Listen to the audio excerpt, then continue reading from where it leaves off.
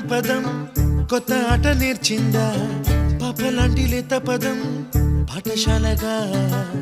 కూనలమ్మ జానపదం పల్లె దాటి వచ్చిందా చవళిల జానతనం పాట చూపగా కుంచెలో తాగే చిత్రాలు ఎదురొచ్చేలా అంతటా